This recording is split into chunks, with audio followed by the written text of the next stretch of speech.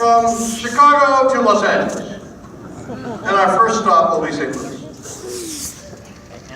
I had no idea what I was saying. So the bike was being made, and then finally I came to Chicago the week before we were going to take off, and I did a lot of publicity about, yeah, I'm driving cross country in a new bike. I'm going to stop at 8 cities and raise funds for the American Legion Scholarship Fund, and I'm going to shoot a documentary at the same time, and I'll be driving the bike 12 hours a day. Nothing to worry about.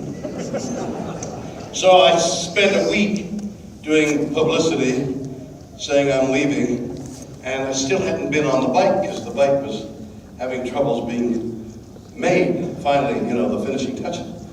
And finally, it was Tuesday morning. I still hadn't been on the bike, or on the bike. And there had been 4 tornadoes Monday evening in Chicago. We were 15 miles south, and it hadn't affected us, but your city was underwater at the time. And we were headed this way, a motorcycle group. And finally, the bike arrived at 11 o'clock, and the press conference was at 9. So there were 150 irritated people waiting to photograph the bike and me, and all of us leaving Chicago. And they brought the bike out. I looked at it for the first time, and then I got on it. There was a button saying start, so I pressed the button, shifted the gear, and nothing happened. The bike didn't move. The bike had failed. And in great embarrassment, we all retreated to a boardroom and said, what do we do now? I've done all this publicity saying I'm driving cross country now. So we rented a bike from Harley Davidson, and we shipped the new bike, new design, as an example, as a prototype, and we just fixed it because an electric weld had gone wrong apparently, and we were going to fix it. And so we drove across the country, filming and raising money, and it was a life-changing event for me, in that the heavens parted as we made our way. A day or so after you had been underwater, you were not underwater. The roads were clear. We sailed on through, raised money at the local American Legion post, and then we kept on going. I mean, the whole trip, we never got rained on, although it was raining everywhere else.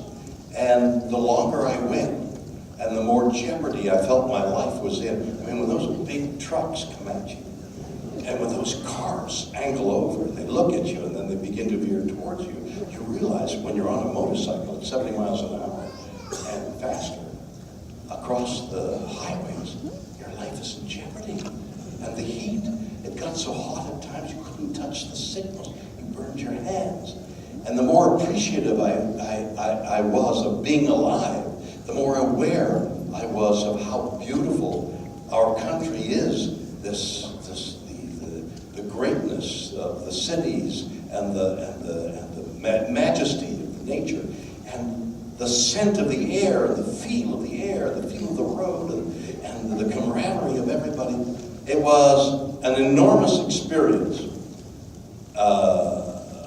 those 8 days. And like I say, the first day that we came through was through this city, and I saw a part of the city you guys don't see much of. Anyway, that was what happened a while ago, and here I am back again. So listen, ask me a question, because there's been a delay of the kinds, and I'm not going to be on for the set amount of time that they had me here. So I'll get right to it right away. Got a question for me? Yes, go ahead. Hi, my name is Jordan, and I want to thank you for coming back to St. Louis. Thank you. And it was a pleasure to talk to you the last time. And my question is, what was the funniest memory you've ever had in any show? It doesn't have to be Star Trek. What's the funniest memory I ever had? On the set of some kind of... On the set of some kind of show? Oh, movie. Anything. What's the funniest memory?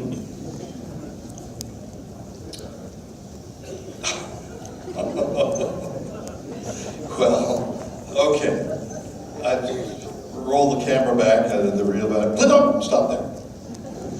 Play.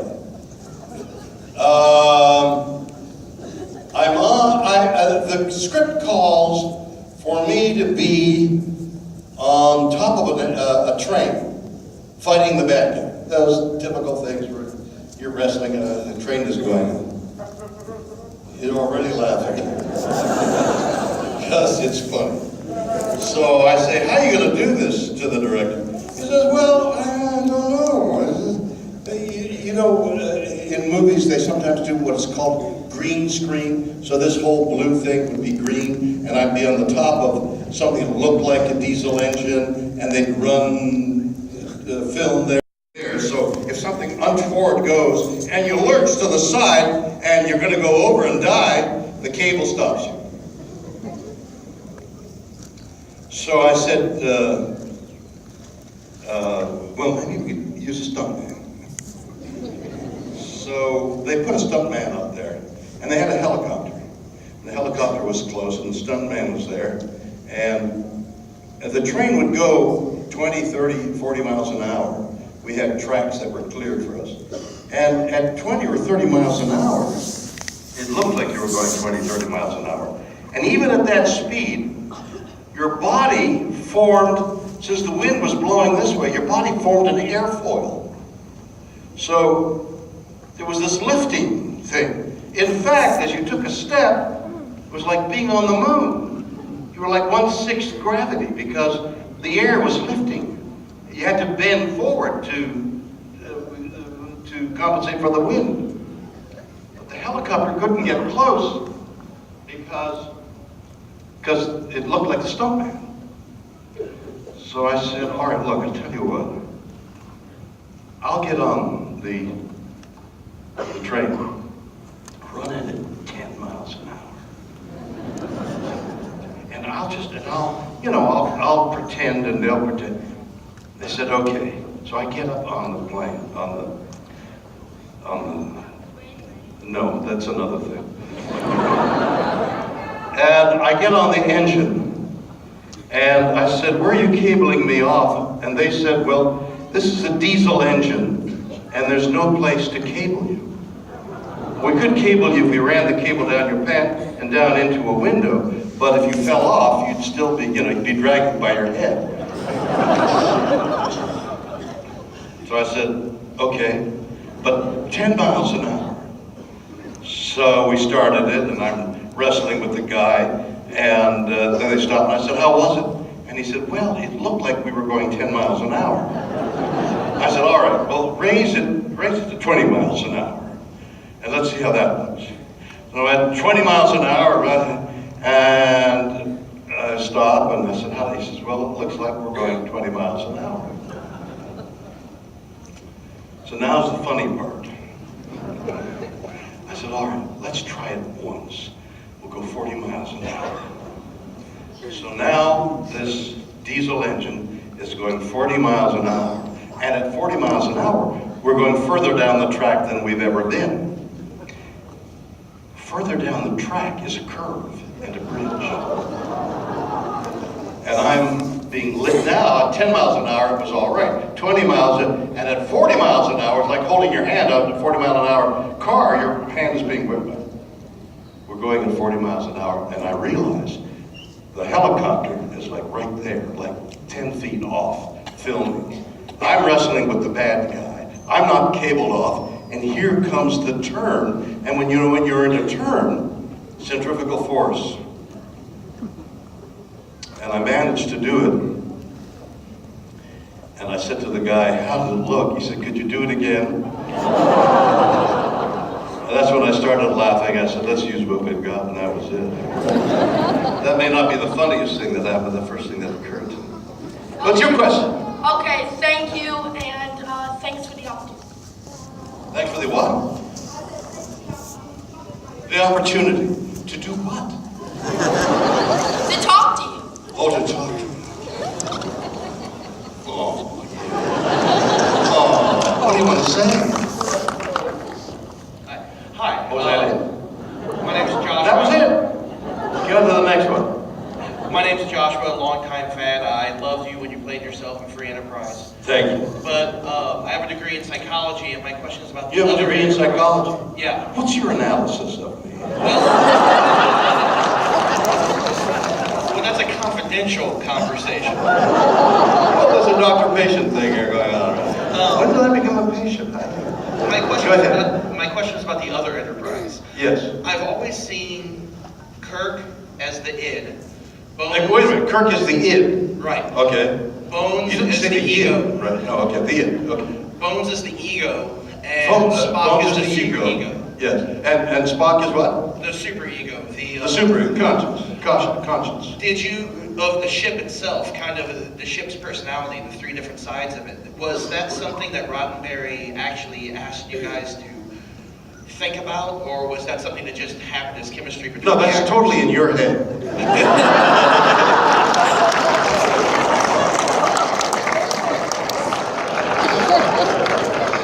It's a ship. There's three officers trying to do three different things. What's this with the id and the ego and the super ego?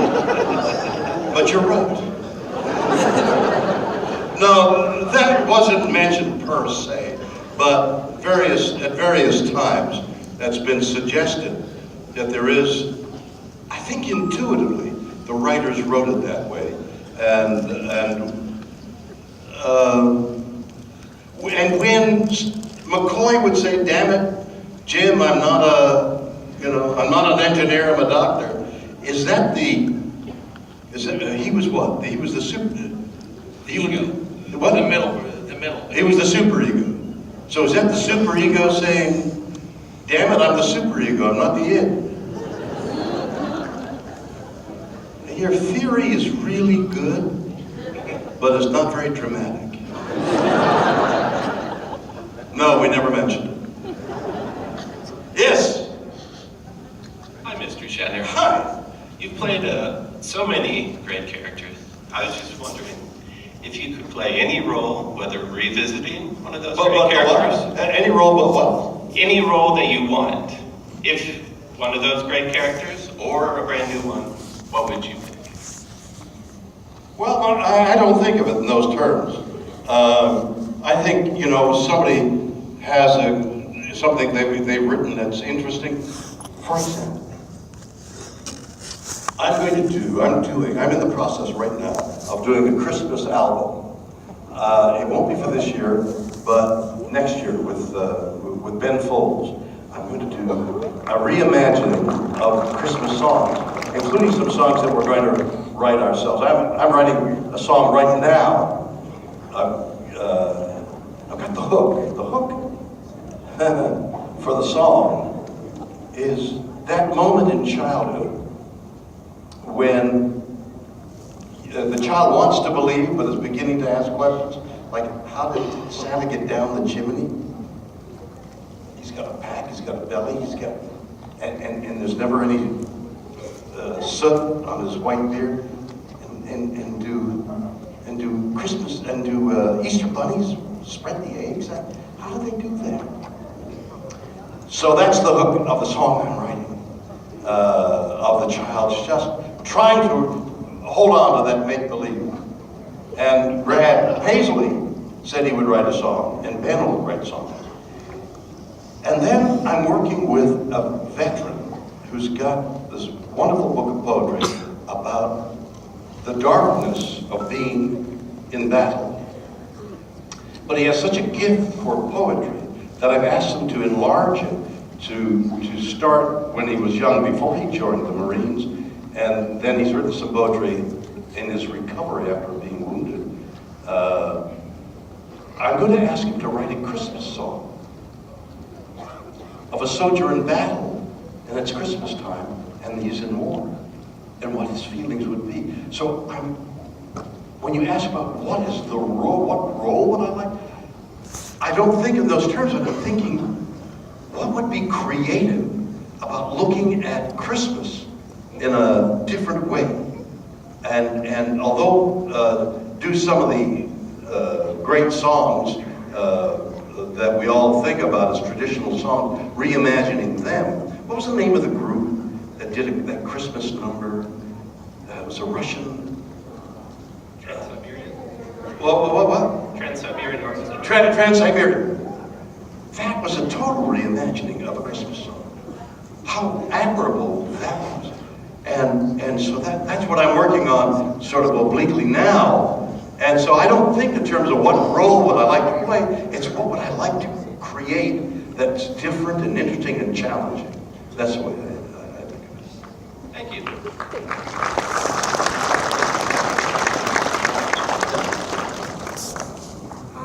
Hello, Mr. Shatner. Hello, Wendy. I'm Audrey, and Hello, Audrey. I'm a really big fan of yours, so is my dad. What's your favorite Star Trek episode? What's my favorite Star Trek episode? I've never been asked that before. You haven't? What's your favorite episode? I haven't watched it really since I was little because I live with my mom. You don't have a favorite episode? Yeah, I guess I don't. The Tribbles. What's the one with the Tribbles? You don't like that. Tribbles is about something that begins perpetuating itself and grows out of control. And it's like what's happening in our world today, where we're doing so many things we're out of control, and the earth can't support what it is. So we have to get ourselves in line, and like getting rid of the Tribbles, we have to get rid of, or at least control, our out of control consumption, and we're rooting the earth for you. When you grow older, we want to leave you what we've got. It's so beautiful. What a great day in the rain and the sun that just happened in St. Louis today, yesterday. The beauty of it. We're ruining it for you, and we've got to stop. And that's the message of the Tribbles. You and that, thank you. What a question to Thank you, talk. Mr. Shatner. What did you say? Thank you, Mr. Shatner. Oh, thank you.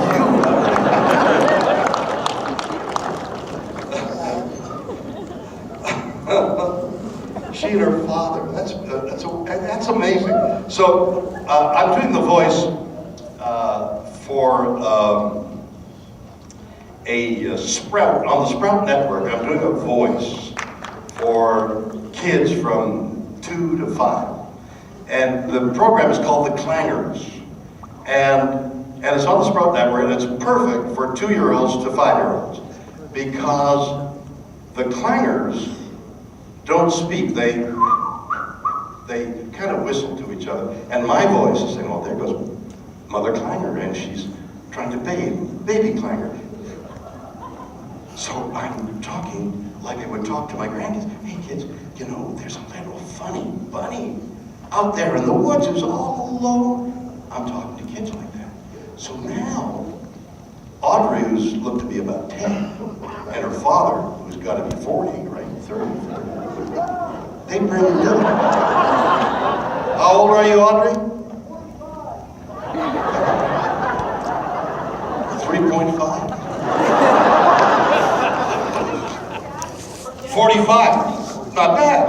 45. He looks 40. So mothers are bringing their little kids up to me and saying, "Oh, look, there's the Clanger voice." They're 3 and 5. So now, what's your father's name? Kyla? Kyla, you better get to work. We need a little 3-year-old.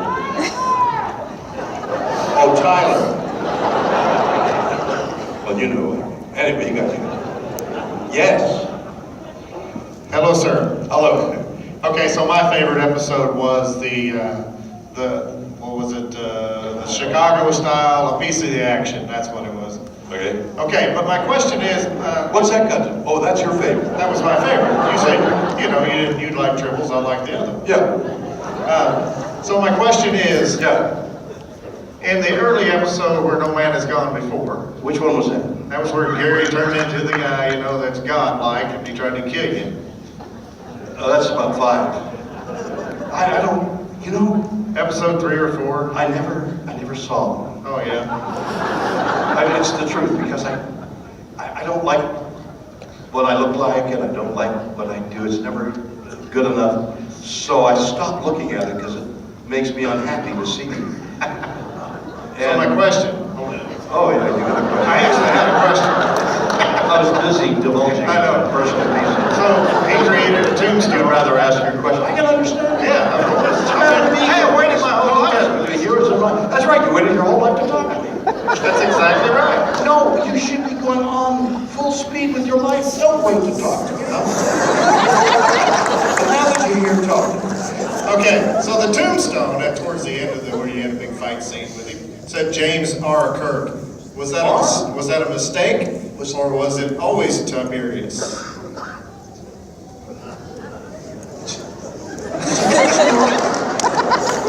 You know, it's anything you want. It's anything you want. It's not a real life character. So R was his original name, but he didn't like R. So he changed it to Tiberius. Good job, because it's stuck. Yes. Oh, okay. Well, so I know you've got a question embedded there somewhere. That was my question. Oh, I guess one more. If you need a bass player for your Christmas album, I'm the man. I'm glad you waited this long to talk to me. Next, over there. That was actually the last question. Is what? What was that? I missed it. That was the last question. That was the last question on the left side, but on the right side. Okay, before you go, I have one What? request. We're over time. Oh, I just wanted you to say con. That is the last question. They're do you know what the hook is? They're yanking me off stage. Ladies and gentlemen, thank you so much.